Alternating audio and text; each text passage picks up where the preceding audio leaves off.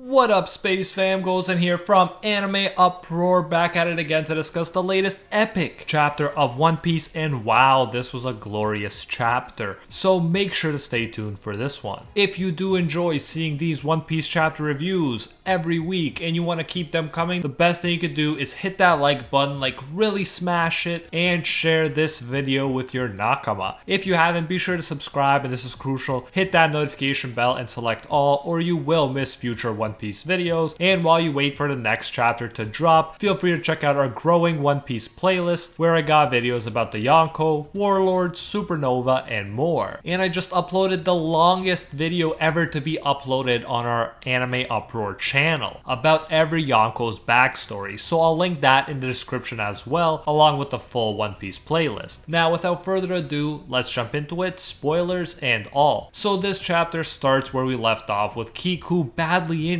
Kiku just got shanksed, aka just lost an arm. That's the damage we saw, and I thought we might get even more from Dragon Kaido's wind slashes. But let's keep going to find out. Sulong Inuarashi lets his men know to get off the roof. As we saw last chapter, it's an extremely dangerous place to be, even for the most skilled. The Red Scabbards help Kiku. Kinemon uses his flaming sword to close Kiku's fresh wound. Props to Kiku, who is so damn inspiring in this chapter. No tears, we just see a smile, which is crazy. Imagine losing your arm and someone putting a flaming sword to the wound, and after all that, you respond by just smiling. That is some epic stuff right there. And not only that, Kinemon asks, "Can you stand, Kikunojo?" And Kiku responds, "Of course." These kinds of moments are what I love the most about shonen. We see such amazing examples of characters acting so epic that we can use as role models and draw inspiration from them. I personally got frustrated yesterday, and get this, it was because my Amazon Fire Stick was taking too long to load. And then I read something like this, and wow, it really puts things in perspective real quick. Mad respect for Kiku. And Kaido too, a Yonko, approves. They are enemies, but Kaido praises Kiku's unwavering resolve, saying that's how it should be. Again, we keep getting that sense of respect and honor from Kaido that is completely absent in villains like Orochi. He compares himself to Roger and Whitebeard, who like him, likes the samurai and how they live their lives, and even face injury and death in such a stoic manner and with honor. Kaido has obviously failed to live up to this warrior code that the samurai follow when he used a distraction to beat Odin and when he went back on his word by shooting him. But he respects people that actually follow this code, and as a result we can deduce that he resents himself, whether consciously or unconsciously, for falling short of it in the past. And this resentment manifests itself, I would argue, in depression, binge drinking, and attempts at his own life. That's my take at least, but I'm sure we'll find out even more as we finish up this arc. Then we get a pretty cool acknowledgement from Kaido that the samurai put up a good fight, and we get a glimpse into his philosophy as he transforms back to his humanoid and more powerful form. He says, "It is not with the advancement of time, but rather in death that humans truly attain perfection." And this is interesting stuff. Philosophers of the past have gone as far as to say the whole purpose of practicing philosophy is to learn how to die well. And many have believed that our most important test is how we face our own death, and that a man or woman can't truly be judged before that. And getting an antagonist like Kaido sharing similar sentiments about the importance of death is pretty hype for me as a philosophy stan. Kaido seriously says, "Let's end this." And now that he's in his more powerful form, it seems like he's showing respect to the samurai and getting serious. Kinemon responds that being killed by Kaido would bring them no honor, but I must say how they face their death could very well bring them honor,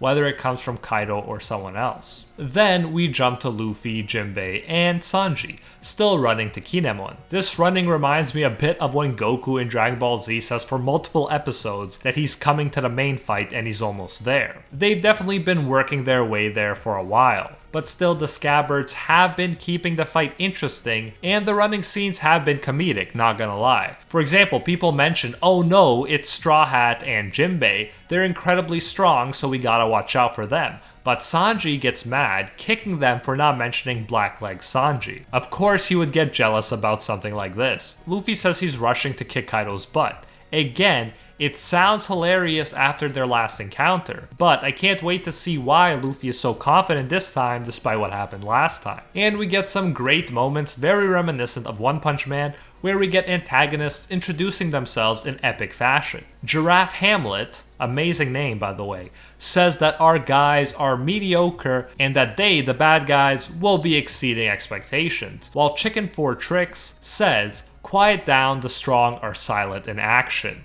You'd think that the silent one, if not the cocky one, would put up a bit of a fight, despite the fact that he has a chicken butt for a head. These guys are headliners after all, but Sanji and Jinbei take them out effortlessly. It is very nice seeing it done, and of course their underlings are crying out to their leaders who have just been wrecked by people just passing by. You gotta appreciate such hilarious moments. I mean, come on, the dude's head was right where the chicken's butt would be.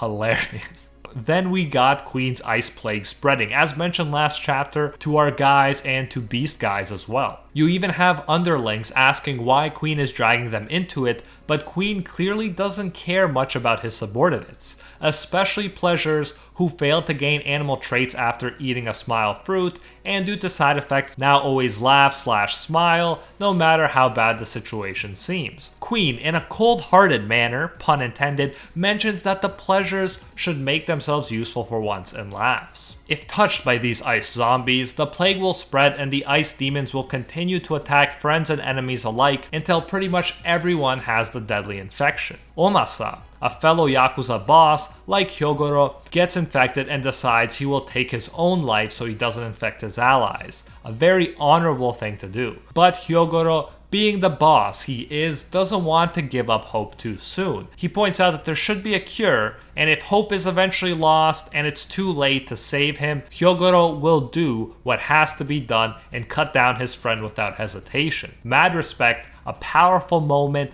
and I can't help but respect both of these guys for their behavior here. Even though they're Yakuza, they have a lot of honor. We really see the horrors of war here, while Beast Pirate Ice Demon Brother is put up against non-infected Beast Pirate Brother, and the latter understandably mentions that Queen is being too cruel. It's actually Chopper who, cornered with Brook and Robin, mentions that Queen is here and he should have an antibody on him. After all, he might somehow get caught in it or someone important in the crew, so he has to have that backup. Chopper says that if they get the antibody, it wouldn't be too hard to produce more. But that's easier said than done because, as Brook mentions, it had to be an all-star that had it. Chopper knows that he's worried about the after effects of being an ice demon. Becoming a demon seems to increase ferocity and strength, and includes abnormal freezing of the skin too, and a human body can't endure that for long. This really is quite the concoction that Queen has released, so that even fodder characters become a way bigger threat. Not only are they stronger,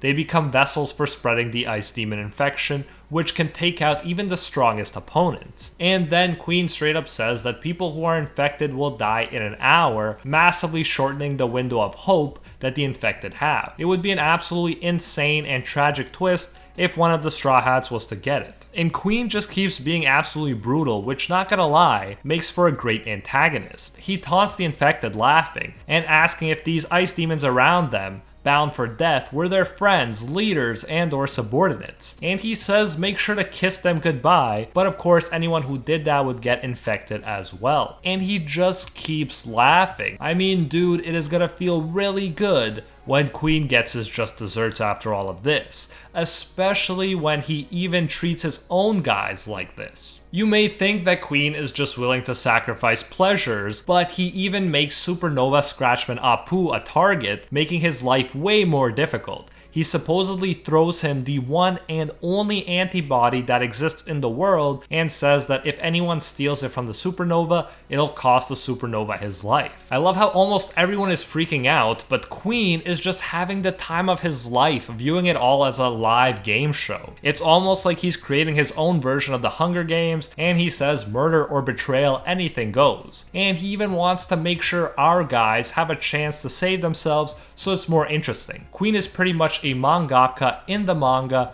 trying to make things as interesting and intense as possible. And despite what a horrible person he is, I do appreciate all of these traits in an antagonist. It ends up being Zoro who gets charged with getting the antibody from Apu. And the crazy thing is, even the bad guys will be after him because they want the antidote too. But that's what you get, Apu, for joining up with Kaido and betraying the others. Queen has all but assured Apu's death here. Finally, we get to Yamato for what is an epic part of the chapter. Yamato is protecting Shinobu and Momo from Sasaki and other beast pirates. Sasaki and the others aim to kill Momo, following King's orders, but Yamato is in their way. Shinobu, now very hurt, asks Yamato to protect Momo, and Yamato promises not only that, but that she'll save Shinobu too. And we get a tragic reveal about her past as well. Not only does she say that 20 years ago she was present at the execution of Oden, she also says that she remembers Shinobu and was moved to tears by her words. She was moved to tears by how Oden lived his life. And that's how you judge a legend, by how they live their life. Yamato goes on to protect them,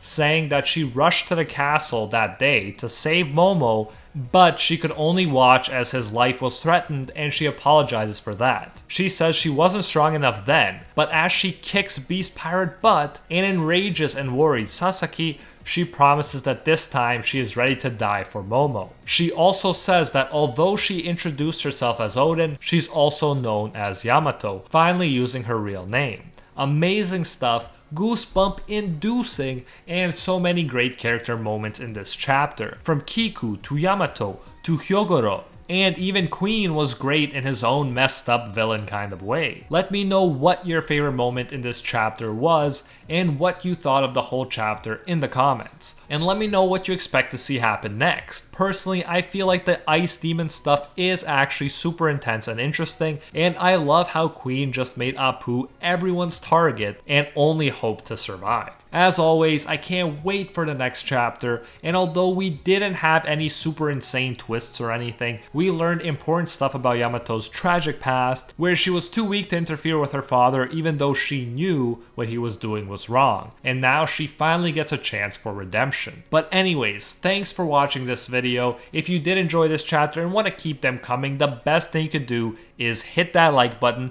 really smash that like button, turn it blue, and share this video with your nakama. If you haven't, be sure to subscribe, and this is crucial, hit that notification bell and select all, or you will miss future One Piece videos. And while you wait for the next chapter to drop, feel free to check out my growing One Piece playlist, where I got videos about the Yonko, Warlords, Supernova, and more. And as I mentioned, I just dropped the longest video ever to be uploaded to our channel recently about every Yonko's backstory, so I'll link that in the description as well, along with the full One Piece playlist. And I especially want to thank the Patron Squad over on Patreon and here on YouTube who help make videos like this one possible. First and foremost, I want to thank the patrons of legend, the ones acknowledged by Lord Twigo himself, Alpha Sigma, and Liam Thompson, and are the one-tier patrons, the ones who stand atop all clans, Ingrata, The World, Acquired Respect, Pate Hefa, Jonathan King, Rethuan De Aura, Red-Haired Raven, Emperor Otaku, Thomas Jones,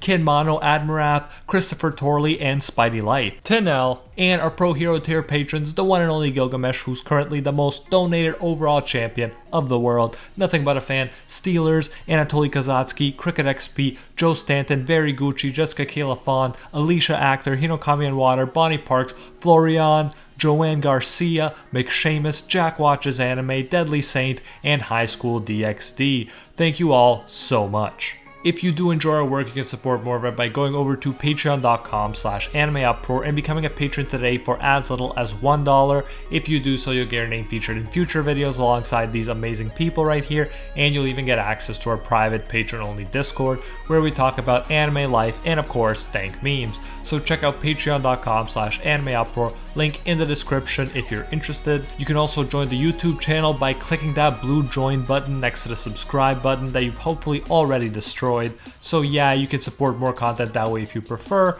Whichever way you choose to support us, you can get the same great benefits. Thanks again, and until next time, see ya, Space Cowboys!